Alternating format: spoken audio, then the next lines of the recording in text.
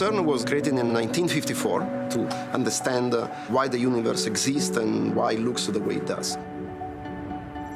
The LHC, the Large Hadron Collider, is the biggest and most complex machine ever built. It is 27 kilometers long and about 100 meters underground. Inside the accelerator, two beams of high-energy particles run close to the speed of light and hit each other. These collisions create a huge amount of data. Thanks to this data, it has been possible to actually discover the Higgs boson. The technology produced by Oracle in databases and more recently cloud computing is essential to be able to scale out our operations to the levels that worldwide physics research requires today.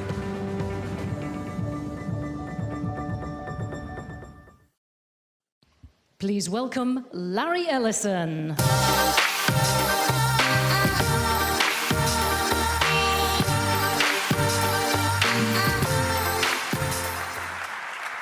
Hi, everybody. Let's see. Thank you for joining us here today at Oracle OpenWorld. And I'm here to talk about our Generation 2 cloud and Oracle Autonomous Infrastructure. Autonomy is the defining technology of a second-generation cloud. Autonomy is what separates a second-generation cloud from what came before. Last year, we brought you Oracle, the world's first autonomous database. This year, we've been working on a number of other autonomous services that we're adding to our cloud as we march towards our ultimate goal of delivering the world's first complete and truly autonomous cloud. As we discussed last year, autonomous systems are enabled by a radical new generation of artificial intelligence called machine learning. Autonomous systems are charismatic. We know them really well. We pick up our telephone and it recognizes our face and logs us in without having to look at our fingerprint or us having to enter a password. It's called machine vision. But it also is what's enabling a soon-to-be generally available autonomous vehicle. On Tesla, we're very excited, hopefully, to get that car out pretty soon and before anybody else. And it's really interesting because there are tremendous benefits to autonomy, some of which are economic, some of which are more important than savings. For example, autonomous driving. Yeah, it will cut your Uber bill in half, and that's important. But 30,000 people a year die on our highways. By eliminating human labor and eliminating human error, by eliminating pilot error, autonomous systems are going to save tens of thousands of lives. The autonomous database also has some interesting benefits, which I'll get into. And ultimately, our goal is to deliver to you a fully autonomous cloud. Artificial intelligence, machine learning, autonomous systems are so fundamentally different than what came before. It marks a new generation in computer technology. The benefits are really very simple to remember. Autonomous systems eliminates human labor. And when you eliminate human labor, you eliminate pilot error. It's a very, very big deal. The scale of the benefit of eliminating human labor is enormous when running computer systems. We spend much more on people than we do on storage or compute or anything else. Any of our physical assets, the cost of our physical assets are way outweighed by the cost of our human assets in running these complex systems. Eliminating human labor is one of the economic benefits, the biggest economic benefit of this second generation cloud. But that's layered on top of the economic benefit of the first generation cloud, which is only paying for what you use when you use it. So resource sharing is on top of, you get that in the second generation cloud, on top of saving human labor. But back to this eliminating human error, which to me is much more important than the economic savings. If you eliminate human error in autonomous cars, you save tens of thousands of lives. If you eliminate human error, pilot error if you will, in autonomous systems, you eliminate data theft. In fact, as far as I know, it's the only way you can ever eliminate data theft. Okay, so clouds are complicated. Human beings make mistakes. The Amazon data breach, where Capital One had 100 million of their customers lose their personal information, happened because someone made a mistake. Someone made a configuration error. It was a pilot error. Now, Amazon takes what I think is a very reasonable position, saying, hey, you misconfigured the system. That's your mistake. We at Amazon can't be responsible. If you spend the night drinking and get into your Ford 150 and crash it, that's not Ford's problem. If you get into an autonomous Tesla and it should drive you home safely. So Amazon's support policy is very clear. As a customer, you maintain full control of your content and responsibility for configuring access to AWS services. That's on you. In the Oracle Autonomous Cloud, when you use the Oracle Autonomous Database, it configures itself. It's not possible for customers to make configuration errors because there are no pilots to make errors. The system configures itself. So, in the AWS cloud, if you make an error and it leads to catastrophic data loss, that's on you. In the Oracle cloud, when you use the autonomous database, the database automatically provisions itself. The system automatically configures itself. It automatically encrypts itself. It automatically backs itself up. All the security systems are automatic. Human beings aren't involved. There can be no human error. In the Gen 2 cloud, the autonomous database is responsible for preventing user errors. The system is responsible for preventing data loss, not you, us, or more precisely, our automated systems. One simple rule. This is not complicated. Clouds are complicated. People make lots of decisions configuring these things enormously complicated. I'll give you one simple rule to prevent data theft. Put your data in an autonomous system. It's the only rule I can come up with. Only thing anyone's come up with so far. No human labor, no human error, no data loss. That's a big difference between us and AWS. Okay, so we introduced the autonomous database back in 2018. I mentioned it provisions itself, configures itself, encrypts itself, all that stuff. It also does elastic scaling. As you need more capacity, it adds compute. It adds storage. It constantly tunes itself. So there's more automation involved than just security and fixing bugs. It also runs really fast. And it continues adjusting and tuning itself constantly. Again, It meets the promise of a second generation cloud of being autonomous, but also it's elastic and serverless. But if you want to be critical, and why not?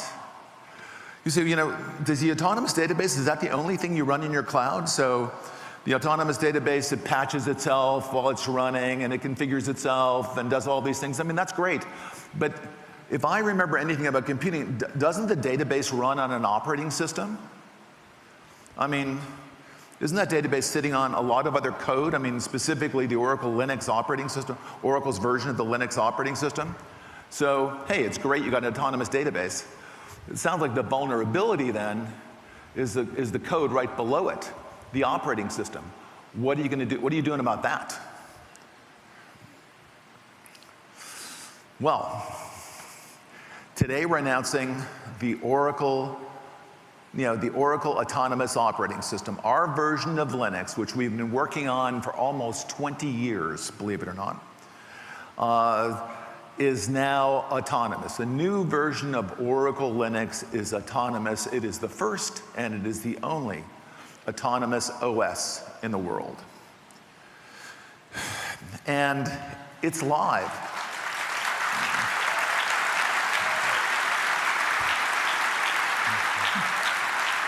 It's pretty cool.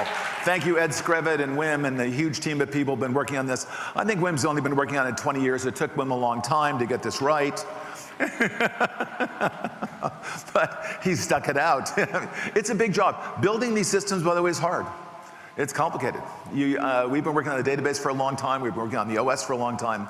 It's not easy. There's a reason why, we had the first autonomous database. Been working on that problem for a long time. First autonomous OS, 20 years of effort. So it runs our cloud. It runs all of our applications run on autonomous Linux. All of our infrastructure runs on autonomous Linux. Hundreds of thousands of servers, hundreds of millions of transactions a day. Proven itself. It's live in our cloud. It also runs all of our appliances like Exadata. And we support thousands of customers who run our Linux, Oracle Linux, on-premise in their place, as opposed to running Red Hat. They run our Linux. And availability, it's down around, kind of guaranteed to be down 2 minutes a month. It's a highly available system designed for the cloud. And this looks familiar, right? Like the database, it provisions itself, it scales itself, it tunes itself. It does it all while it's running. It patches itself while it's running. You discover a security vulnerability in Oracle Autonomous Linux, and we fix it, and you don't even know. There's no outage, there's no downtime, there's no delay. Once a vulnerability has been detected, we fix it while it's running.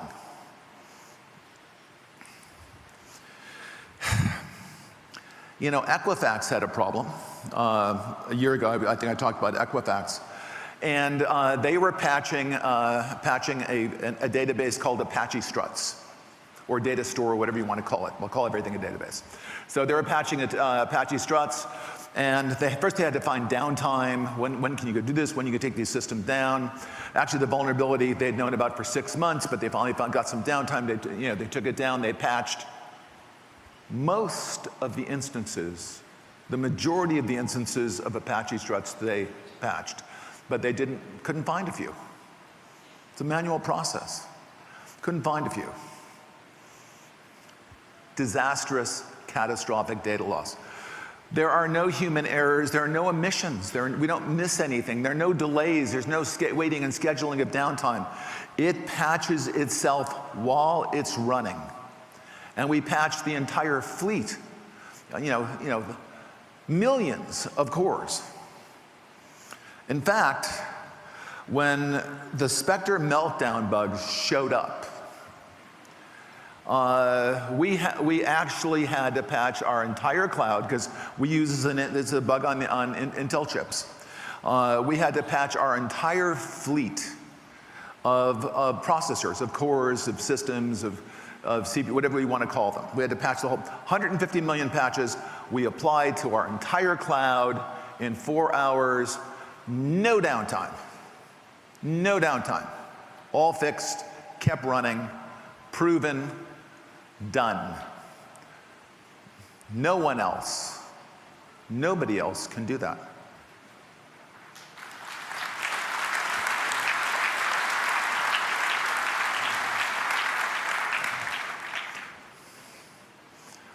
We've been in the Linux business since 1998, and again, 20 years. We've been developing Linux. We started supporting customers who were preferred running our Linux to Red Hat. We've been doing that since 2006, so we've been in this business for a very, very long time. So again, it's not like we just discovered Linux. We've been working on this, we have a large team of people working on this for a very, very long time. Because we felt we needed, running underneath the Oracle database, we felt we needed a highly reliable, highly scalable, highly available OS to go with our highly reliable, scalable, available database. And we started this before the cloud generation, but now the cloud generation is here. It is exactly what we need to pair with our database and our other autonomous services. It's designed for extreme performance, high reliability, always secure. In that sense, it's different than Red Hat, which is designed for kind of traditional on-premise applications. But we're completely compatible with Red Hat. Any Red Hat application will run unchanged on Oracle Autonomous Linux. In 13 years, not one compatibility bug has ever been filed for Oracle Linux. Every Red Hat application runs unchanged on Oracle Linux.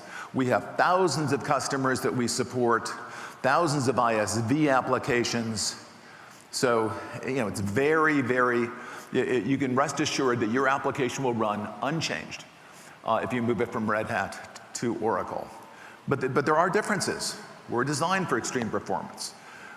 We're designed for high reliability. We're designed for high security. Oh, and one more thing. And our Linux is autonomous. It's interesting, some of the people have chosen to use, some of the customers have chosen to use Oracle Linux in their cloud.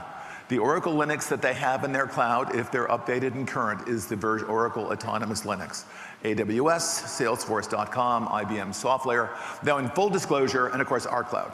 In full disclosure, since IBM bought Red Hat for $32 billion, they are trying to move off of, as much as possible, Oracle Autonomous Linux and onto Red Hat.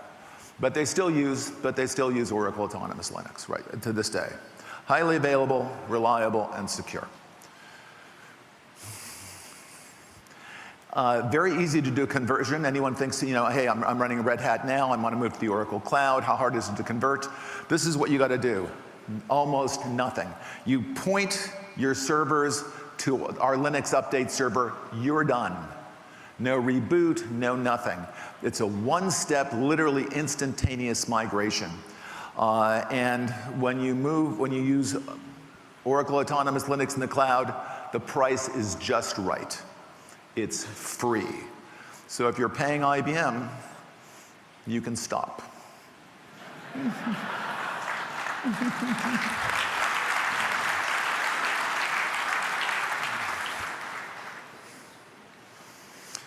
Okay, Oracle Autonomous Database.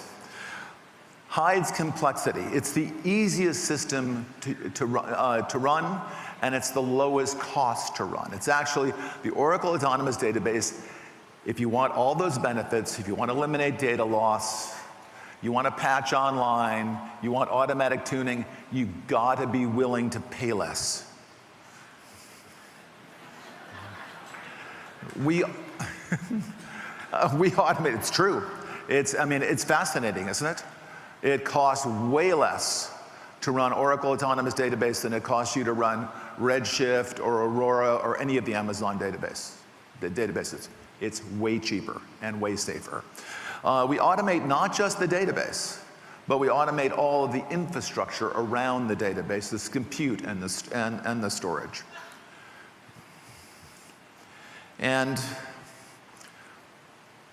It's easy to use because there's nothing to learn.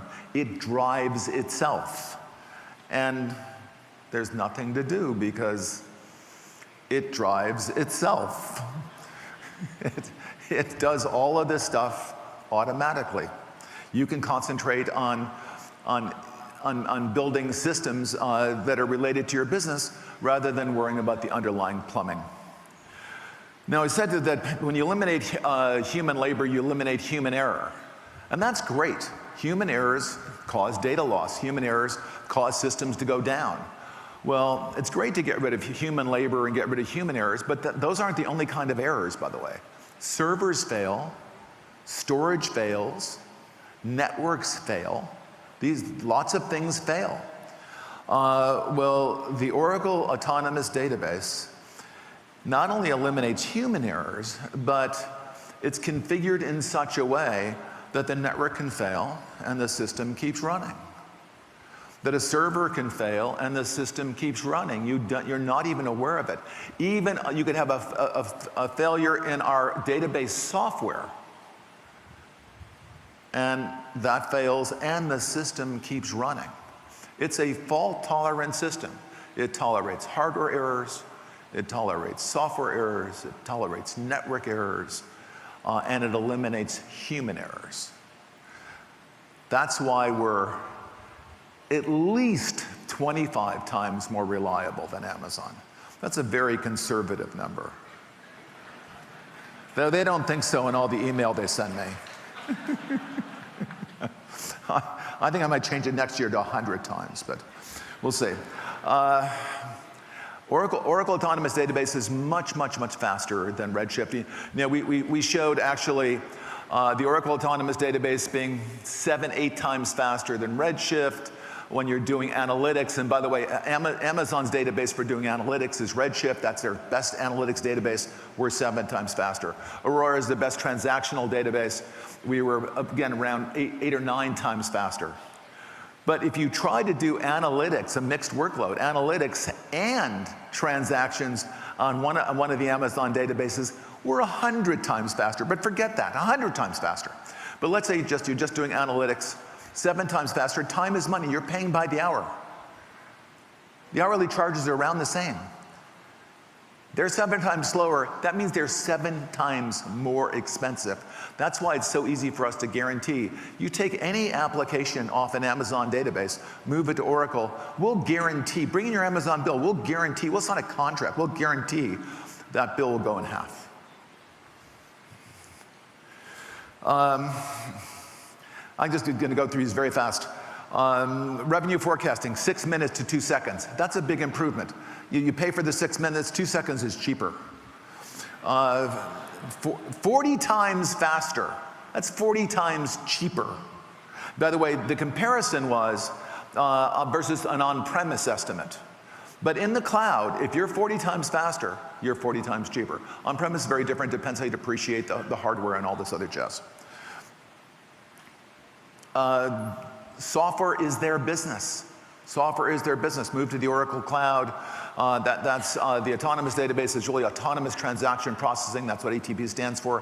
100 times faster than their prior system. If you want the benefits of the Oracle Autonomous Database, you got to be willing to pay less. In some cases, a lot less. Thousands of new customers. I'm not going to go through them all. I could stand here and try to go through a few thousand new customers, but I think even Safra would leave. You know, she might be the last one, but I think it would be pretty grim if I tried that.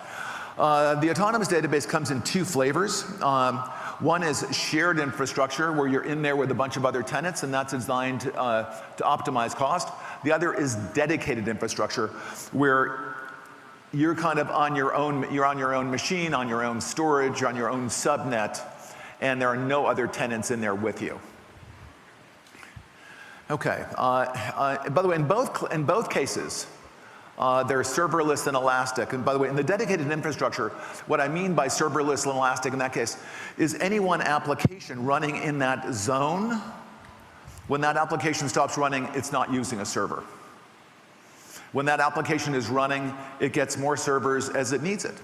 So in both cases, they're serverless and elastic, but in one case, you're in with a lot of other tenants. In the other case, you're in a protected zone. Okay, the simplest one is the shared infrastructure. All you do is say how many cores you want, how much compute you want, how much storage you want. Boom, you're up and you're running. And it's very inexpensive indeed. And it's, as I say, it's elastic. If you need more capacity, it will just automatically, you set a policy and it will add as many servers as your policy allows for. But it does it online. When this thing scales up, it's still running. If you go from one server, or core if you prefer, one core to 10 cores, there's no downtime. It just does that automatically based on the policy. And then when you no longer need the 10 cores, it goes back to 1 and stops running, it goes to 0. Amazon doesn't do this. Their databases don't automatically scale up and down. And there's a very low minimum commitment of a time, an hour. This is really true pay. You pay for what you use when you use it. The dedicated infrastructure, which is new this year, is quite different. Here, this is a private reserve pool of resources, specifically Exadata machines, Exadata machine or machines, that only your company is using. And that's reserved. You're the only tenant. It's single. You're the only ones there. And there's actually a bunch of perimeter control computers around you, preventing any messages or anyone from looking as to what's going on in the secure isolation zone. So when you've got dedicated infrastructure, not only are there no other tenants, there's no way for another tenant to get in, to tunnel in to the Exadata machines or any of the hardware resources that you're using. We create these secure isolation zones using these things called perimeter control computers. And it's very interesting. I think I covered this last year. Our hardware, the hardware in our cloud is very different than the hardware in all the other clouds. All the other clouds have basically a shared Intel computer, and who shares it? Well, Amazon got code in that computer, and you've got code in that. At the very minimum, you might be the only tenant in that computer, but you share that computer with Amazon. Amazon also has code in there. It's not how ours work. In our case, you're the only tenant, and our control code, our network control code, is in a separate computer with separate memory. And that forms these secure isolation zones. So threats can't get through the main, can't get into the cloud. And let's say someone comes in with a credit card, and and there's some shared zone, and they have malice on their mind, and they want to go prowling around. They can't get out of their zone into your zones. Threats can't enter, and threats that have somehow gotten in can't spread into the isolation zones because the perimeter control computers block them. Gen 1 cloud, one shared Intel computer, Amazon's code. Amazon can see your data, and you can see Amazon's code. Both really bad ideas. You should not be able to access cloud control code. They shouldn't be able to access your data. In our case, you got a dedicated computer that has only your code in it and only your data in it, and we're off, and our control code is in another computer with a different memory system. And again, we're the only one who's actually got fundamentally different hardware configurations than all the other clouds. All the other clouds are these Gen 1 clouds with one shared computer. They don't have these perimeter control computers. The Oracle database. Again, we've been doing this for a long time. And we're constantly adding features to the Oracle database. It's very interesting. When we compared ourselves to Amazon last year, we took the Oracle database and we compared it to Redshift, which was Amazon's analytic database. But then we said, well, what about transaction processing? Oh no, Amazon has a completely separate database for transaction processing called Aurora. So to be fair, when we wanted to do analytics, we took the Oracle database and said, okay, we're going to do analytics versus Redshift, their best analytic database. We're going to compare transactions. We'll do Oracle against Aurora for their best transactional database. And you think, oh, wow, okay. Well, and then of course we did that experiment where we ran a mixed workload, and we're 100 times faster because they had this idea of they're specialized. Their analytic database has columnar data format, which we have in Oracle. Their transactional system has a row data format, which we have in Oracle. We have both. We support both together. And this is just the beginning of a divergent architectural strategy that would, the one at Oracle where we say, no, we're going to keep adding features and data types and application types to the Oracle database. A single database, a single converged database that handles all your data types and all your applications. Versus Amazon saying, no, when something new comes up like the Internet of Things, we'll give you a real fast IoT database. We'll give you something, in fact, we have lots of databases. We think that's a really interesting idea, but it leads to lots of problems. We have one converged database that supports all your applications, all your data, that's autonomous, patches itself while running. Think what Amazon's got to do when they have 5 different databases. They got to build 5 autonomous databases. They got to build 5 databases that patch themselves while running. It's impossible. It's impossible. So what you get when you have all of these, and by the way, it's counter to fundamental trends in the digital world. Your smartphone now is a camera and a calendar and a messaging system, and as Joe Biden would say, a record player. It has all of these things. It's okay, I would have said stereo. Joe's a little older than even I am, what can I say? So, but it's this one amazing device that does all of these separate things, and it's very, very convenient. One power supply, put it in your pocket. We have the same idea at Oracle, converged system. So we're a relational database, but we're also an in-memory database. We support JSON, and before that, XML. We support machine learning. We have blockchain transactions built into it, sharding. All of these things, all of these capabilities in one database. Amazon has a separate database for all of this. And that creates a bunch of problems. Okay, so each one of these databases has different APIs, different application programming interfaces.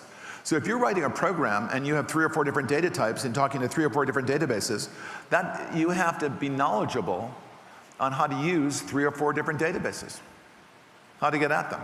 So you got to learn the different APIs. So it makes your application much more complex. Each database has a fragment of your data. It gets worse. You have to have experts to maintain these databases. If you have 7 databases, you need 7 teams of experts.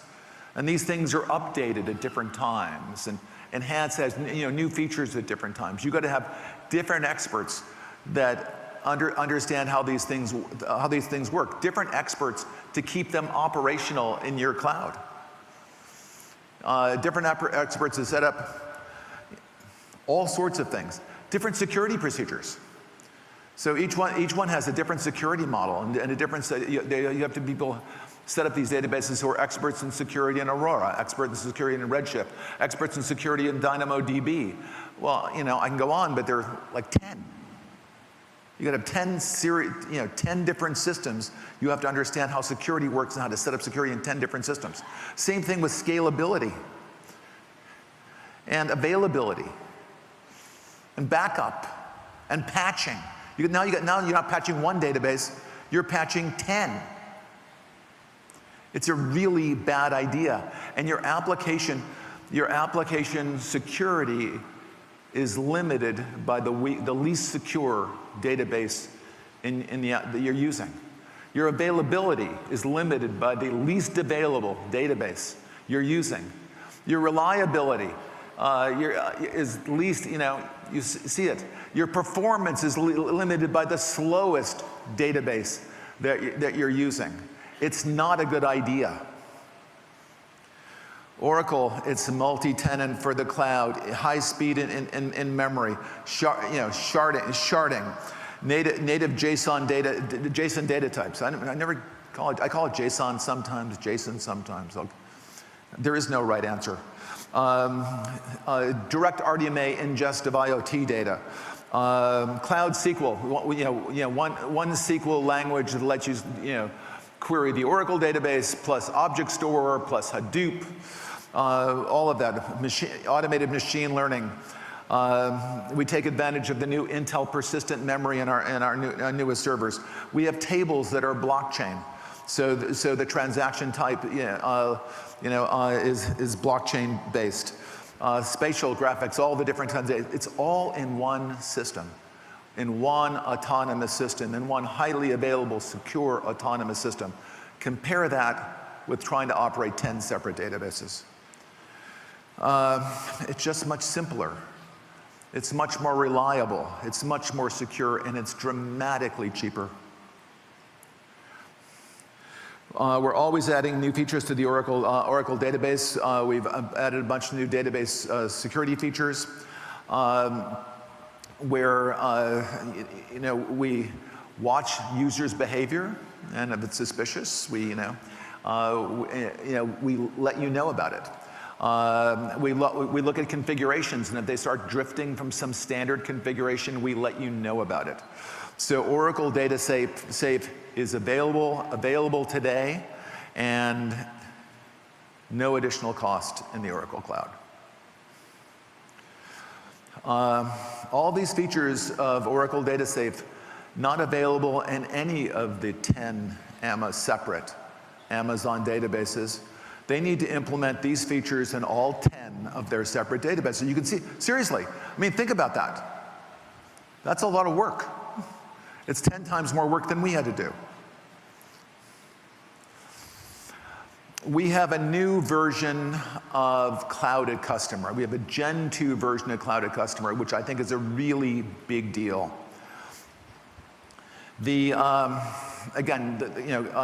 Clouded Customer allows you to take the best database, Oracle Autonomous Database, on the best cloud infrastructure, Exadata, and put it into your data center behind your firewall. And now the Gen 2 is so much easier to install and run than Gen 1. We actually used our Gen 2 public cloud to manage the Gen 2 Clouded Customer. So now it looks exactly the same. The databases in the Gen 2 Clouded Customer look absolutely identical to the databases in the public cloud. Exactly the same. And later on next year, you will get the full autonomous database. You'll get the full Oracle Autonomous Database. Everything that's in the cloud will be available behind your firewall in your data center for the first time. And again, it's been a big effort, but that's where we think people are going to go. People are going to maintain some, especially our biggest clients, the big banks and insurance companies, are going to maintain their data centers, but they want an autonomous database. They want all the advantages of autonomy, and you'll be able to have databases in the public cloud and databases in your own data center in our Gen 2 Clouded Customer. The Gen 2 Clouded Customer runs on the new Exadata X8. We actually have 2 versions of the X8. X8 is, not surprisingly, faster than the X7 that came before. More CPUs, more cores, more memory, everything runs faster. So you got choice. You can run databases in premise by just simply buying an Exadata. But I think where most people are going to go is our Gen 2 Clouded Customer, which gives us all the advantages of autonomy, autonomous Linux, autonomous databases, all the infrastructure managed, and very easy for your on-premise stuff to exist. With the public cloud stuff, you can do development and testing in the public cloud. If you're a big bank, you can then deploy in clouded customer. And the way you move from Gen 1 clouded customer to Gen 2 clouded customer is some Oracle engineers show up, move a few plugs around, and there's no contracting, your contract's unchanged, there are no new fees, there's no charge for any of this. We automatically upgrade you to Gen 2, no cost. And again, to me, the most important thing is in the middle of next year, you're going to have the full autonomous database, exactly what's in the public cloud in your data center. And as I say, we have two versions of the X8. We have the traditional X8, which uses InfiniBand. And then we have the new version of X8, which uses a fancy new converged Ethernet called Rocky. It's RDMA over converged Ethernet. It's the fastest Ethernet. It's actually faster than InfiniBand, believe it or not. But the bigger change is we use the new Intel persistent memory in our servers. Therefore, you get super low latency data access. Incredible speed with the X8M. And all the X8Ms come with the persistent memory. The M, by the way, is for memory. We were going to do X8 PM for persistent memory, but we didn't have enough room on the cabinet door. These numbers are amazing. So comparing to AWS's and Azure's all flash storage systems, 50 times faster for latency versus AWS, 100 times faster for latency versus Azure. These are huge performance differences, obviously. Okay, moving on. We've been talking about our Generation 2 cloud being autonomous and secure. Well, Generation 1 cloud had a different set of promises. Remember, the promise there was you only pay for what you use when you use it. That means what they promised with the Generation 1 cloud, what they promised was it was serverless and elastic. In fact, Amazon's cloud is called ECC, Elastic Compute Cloud. It's in the name. Okay, this is the promise. Pay for what you use when you use it. To do that, you must be serverless, meaning when the application is not running, you're not using any servers, zero. And elastic means when you're running and you're using 2 cores and you suddenly need 8, it automatically scales up when you need it and scales right back down. So you only pay for what you use by scaling up and down while running. So how did that go? Again, serverless and elastic, that's the promise. Well, actually, one of Amazon's databases, a very simple one, called DynamoDB, is actually serverless when it's not running. You're not paying for any servers. However, most people don't use DynamoDB. Most people use Aurora and Redshift and RDS and a bunch of the others. And none of those are serverless, and none of those are elastic. You want to scale up? Take the system down. If the system's not running, you still have to pay for it. No servers are running. Too bad. So you have to pick a shape, 10 cores, and what happens when the application stops running? You pay for it. Compare that with the Oracle Autonomous Database. It is serverless. AWS Redshift, not serverless. Scales up and down. Oracle Database up and down while running. Amazon, you want to scale up or down? That's downtime. Fails over much faster, but patches itself. Patches itself while running. Amazon, you patch, more downtime. So the reality of the Gen 1 cloud at AWS is unbelievably, the elastic compute cloud is just not elastic. You know, what if you need a 5-core VM? Well, too bad. You got the closest thing to a 5-core VM is a 12-core VM. You know, they have 4, and then they have a 12. So if you need 5, in other words, 4 won't do, your next stop is a 12-core VM. You got to pay for more than you need. If you want to scale from 12 cores to 17 cores, well, any kind of scaling requires downtime. What if you need a memory of 1 core for every 12 gigs of memory? Well, not possible. The ratios are fixed and set, so you end up having to pay for more than you need. What customers really want is elastic compute. And where you just simply say this is how much, how many cores I want, this is how much memory I want, and get me more when I need it. When I need the additional capacity, automatically scale up. Just like the database. We're not talking about the database anymore, we're not talking about basic compute, basic storage. Why shouldn't it do the same thing that the Oracle database does, which is dynamically scale, serverless when not running, dynamically scale itself up in number of cores, in amount of memory while it is running. That's what customers want.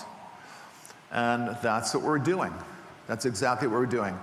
Giving you pick the number of cores you need, automatically scales up while it's running, no downtime. Scales up while it's running. Same thing. What about storage? People want to pick an amount of storage, and then, but they don't want to pick some huge amount. They want to pick an amount to get started. So pick your starting amount of storage. As you need more storage, it will automatically scale up while running, no downtime. And one of the interesting things now with our new storage system is you can buy capacity and performance separately. You can optimize if you need a lot of capacity. Performance is not a big deal. You say, okay, I want this much capacity, but only this many IOPS. I just don't need a lot of performance. On the other hand, you might need very little capacity and a huge number of IOPS, and you can do that too. And no downtime, outage, scale up compute, scale up storage, performance. So you can actually have optimized for capacity and suddenly change your mind one day a month and saying, okay, this is the day a month I'm doing a lot of and scale, automatically scale up IOPS, and then you can scale it back down, all while it's running. Cluster networking. RDMA cluster networking, available today for high performance compute and for GPUs in the very near future. We now have Microsoft SQL Server in OCI. By the way, OCI is Oracle Cloud Infrastructure. I mean, I tend to say Oracle Gen 2 Cloud, but that's the infrastructure. Oracle Gen 2 Cloud has 2 pieces. Has Oracle applications, things like Fusion and NetSuite over here. But it's the same, by the way, it's the same data center. We have one data center with all of our services now.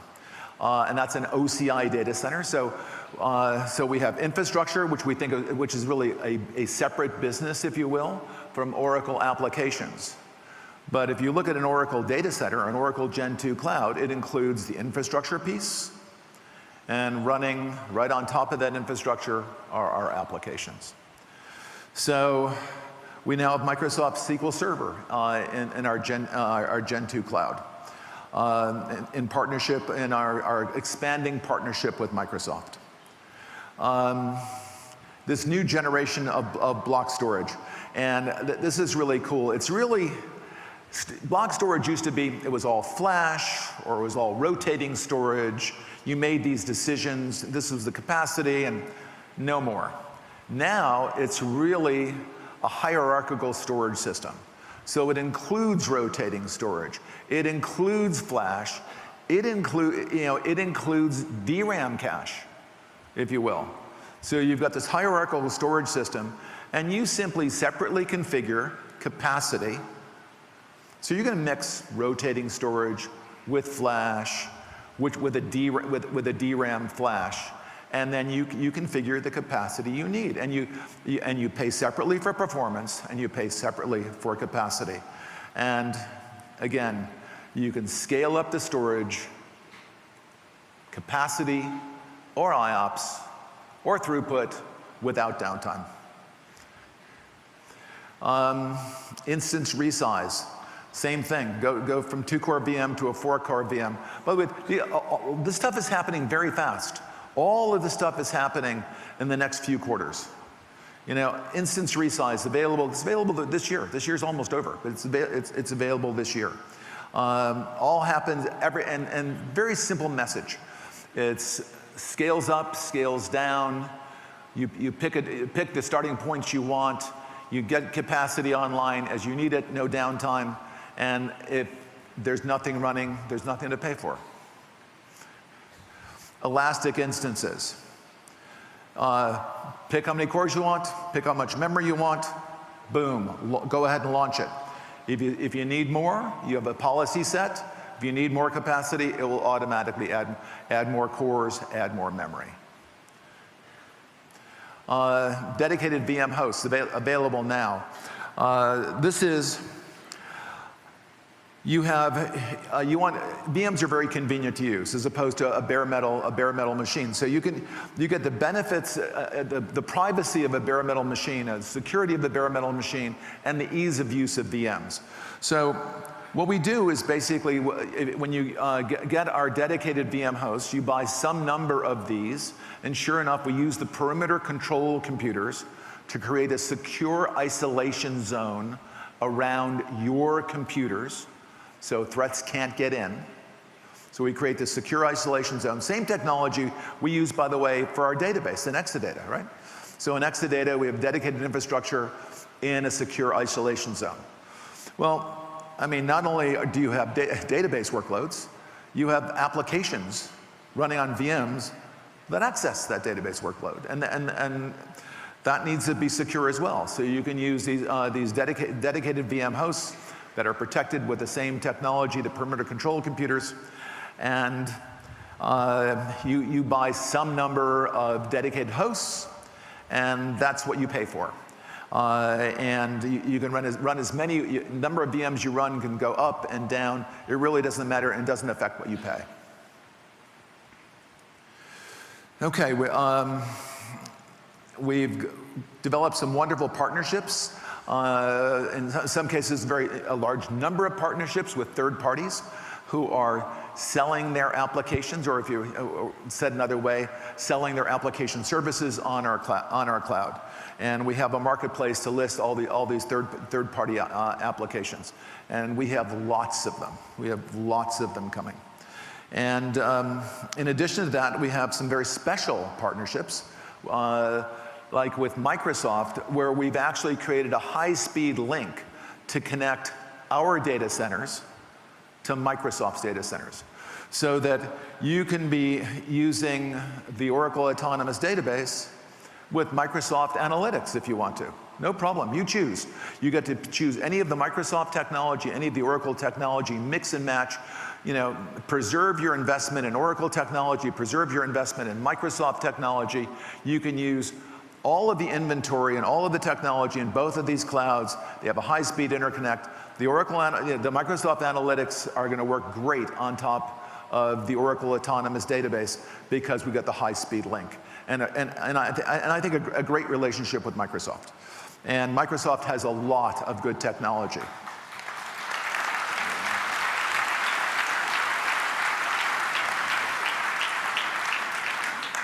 We started by linking up our Virginia data centers near Washington, D.C.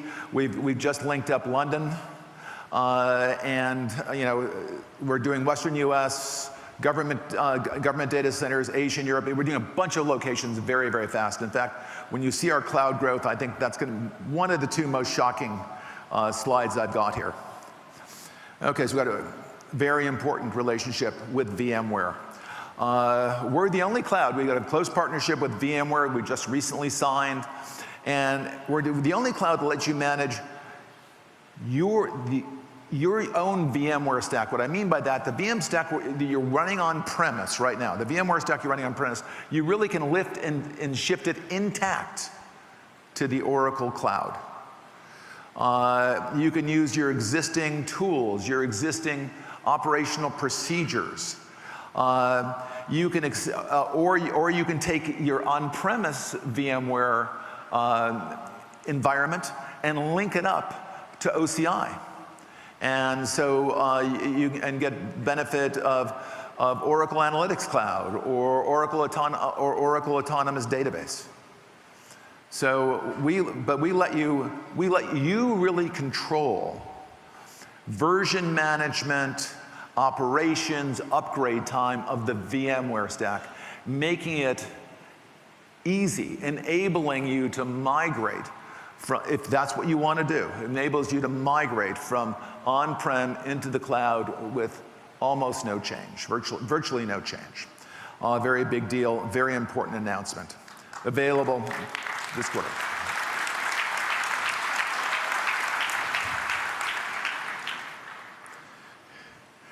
And we're getting bigger. We have 40,000 customers in the cloud today, about 40,000 discrete companies doing a significant amount. I'm not talking about a developer in the Ukraine. I'm talking about a significant company that's doing something of note. They're using a significant amount of compute and storage, or they're running a Fusion application or a NetSuite application or something. They're doing something significant. Round numbers, around 40,000 customers.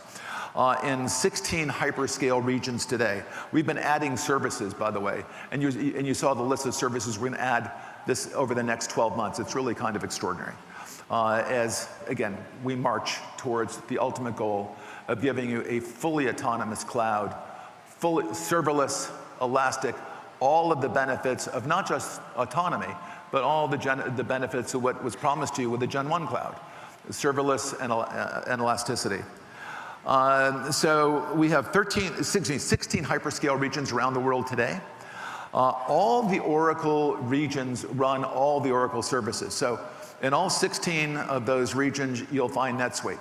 In all 16 of those regions, you'll find Fusion applications. In all 16 of those regions, you'll find Oracle Analytics Cloud. You'll find, in addition to, obviously, the autonomous database and compute and storage and all of that jazz. So all the services are available in all of the clouds, and that's our policy. Amazon doesn't do that. Amazon has, some services someplace, some services elsewhere. So this is what it looks like today, 16 hyperscale regions. This will be one of the most surprising slides I put up, because when we meet next year on this, we'll have more regions than AWS.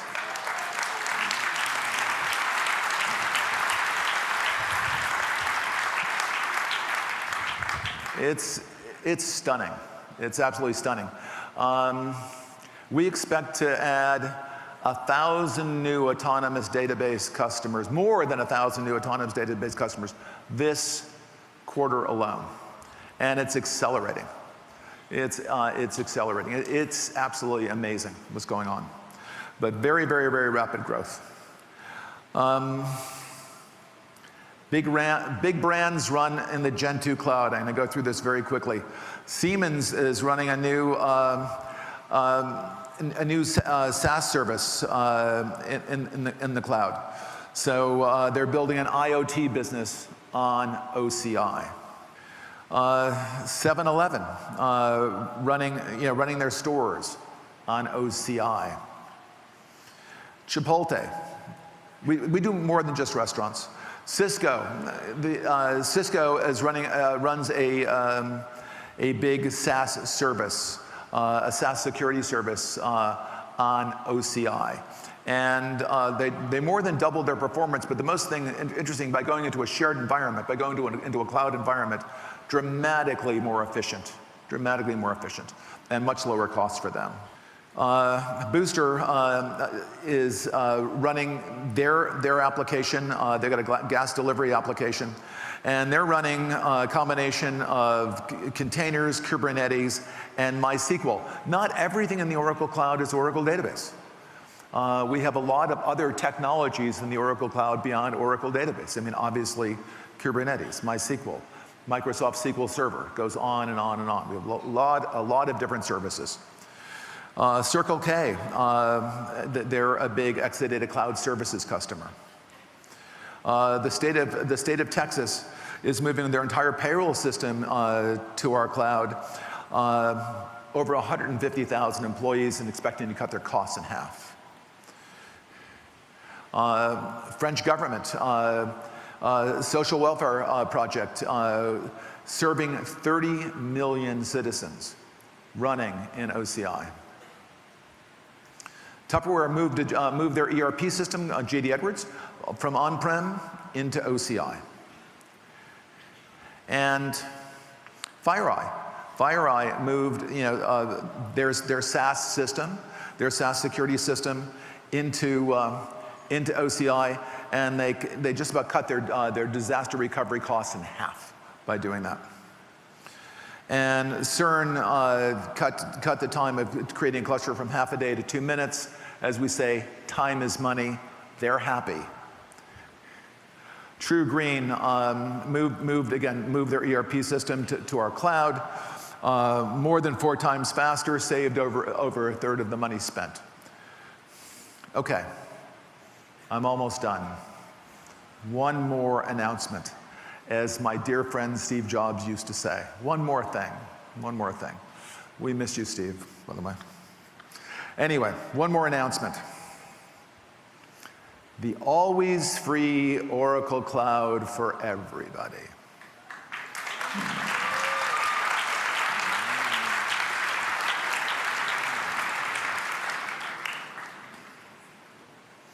Always free.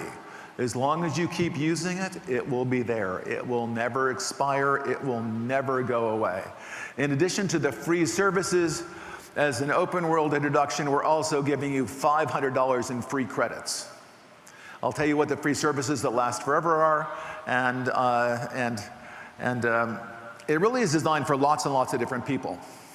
So developers, whether you just got into CMU or Caltech or MIT or Stanford, wherever, or USC for that matter,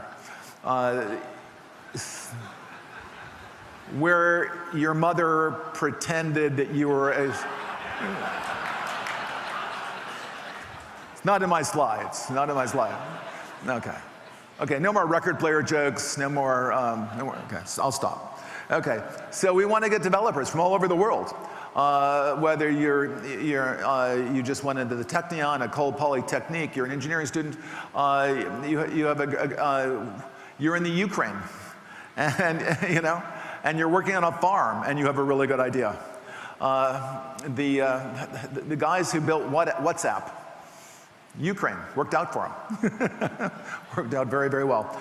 Anyway, free to developers, free to students. We're using it in our own Oracle Academy for our students that we're teaching. And all of our enterprise customers and everyone who works for our enterprise customers can get to work right away prototyping their ideas, prototyping new projects that they're waiting for access to the Oracle Cloud. There's no need to wait anymore. They can go ahead, log on, and it's free.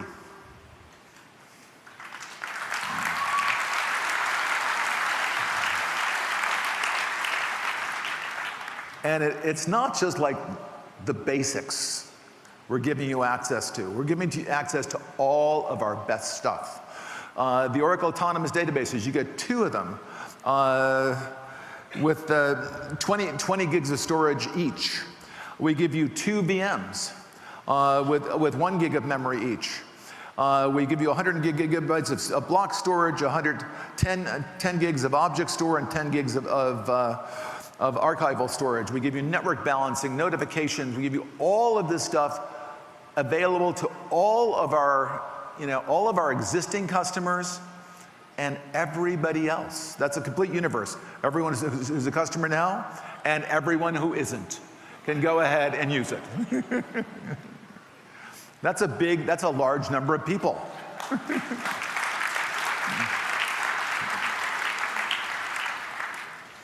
Always free, 2 databases. Each database gets 1 CPU and 20 gigs of storage. Actually, and that's running on Exadata infrastructure. All running on Exadata infrastructure. This is our best stuff. This is our best stuff. It includes all the tools for development, whether it's Apex for you need a low code tool. SQL Developer is what we use to build our own applications. You're building applications extensions. You can use this facility. SQL notebooks for machine learning. And all the popular programming languages, not just Java, but Java and Python and Ruby on Rails and Ruby off Rails, everything. And compared to Amazon, we don't have an expiration date. We're not limited to one data. We give you our best database. We give you our best database. We give you all the tools. Amazon doesn't give you tools. They don't give you their best database. And your stuff expires. None of that is true. We give you twice as many databases, and they're autonomous databases on Exadata infrastructure, twice as many VMs, that never expires, twice as much object store, 3 times more block store, and it never expires. You can have it forever for free as long as you use it. So everybody should leave now, open your laptop, log on, and give it a try. Thank you all very much.